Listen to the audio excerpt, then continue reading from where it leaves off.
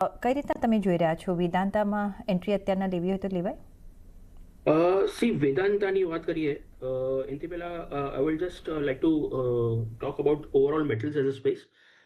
We are expecting very good set of numbers overall metal space માટે.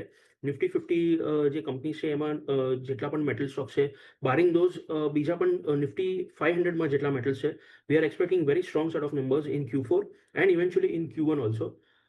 જે global disruption થયું છે અને ડિમાન્ડ ને keeping that in mind, we are expecting કે મેટલ્સમાં રેલી કન્ટિન્યુઅસ ચાલતી રહેશે.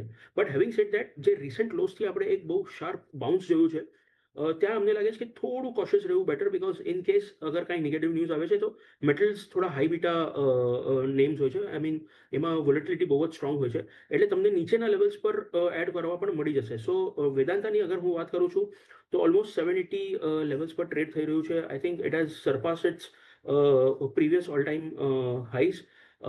Obviously because આમાં એક ડીમર્જરની સ્ટોરી છે, પ્લસ ઘણા બધા અલગ અલગ વર્ટિકલ્સ છે.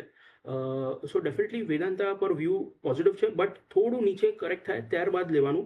અરાઉન્ડ 740 લેવલ્સ પર અગર તમને આ સ્ટોક મળે છે, that will be a very good entry level.